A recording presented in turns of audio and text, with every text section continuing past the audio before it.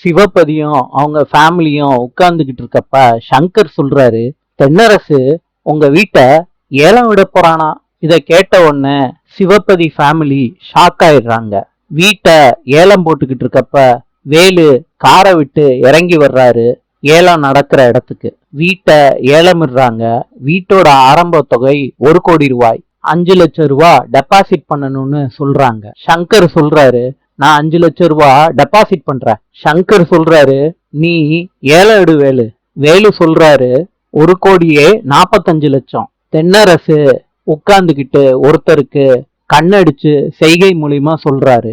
அவரு கேக்குறாரு, 1,70,00,000. வேலு கேக்குறாரு, 1,71,00,000. திருப்பியும் தென்னரசு கண்ணடிச்சு சொல்றாரு, 2 கேளுன்னு செய்கை மூலியமா. தென்னரசு சொன்ன மாதிரியே 2 கோடின்னு கேக்குறாரு ஏலத்தொகை. சக்தி இத கேட்டுட்டு வேலு கிட்ட சொல்றாங்க, 2 கோடி எல்லாம் நம்மளால ஏற்பாடு பண்ணி கொடுக்க முடியாது. வேலு சொல்றாரு சக்தி கிட்ட, இது எங்க அப்பா ரத்தம் சிந்தி கட்டுன வீடு, 2 கோடியே 10,000ன்னு வேலு ஏலம் கேக்குறாரு. ஏலம் நடத்துறவங்க சொல்றாங்க, ஏலம் முடிஞ்சிருச்சு, ஏலத்தொகைய இன்னும் 5 நாள்ல கட்டணும் சொல்லிட்டு சக்தியையும் வேலையும் கையெழுத்து போட சொல்றாங்க. 2 பேரும் கையெழுத்து போடுறாங்க. இத பார்த்த தென்னரசு சக்தியையும் வேலையும் பார்த்து சிரிக்கிறாரு. சிரிச்சுட்டு வேலுக்கிட்ட சொல்றாரு, நீ தலைகீழ எந்திரிச்சு தண்ணி குடிச்சாலும் இந்த ஏலத்தொகைய உன்னால கட்ட முடியாதுடா.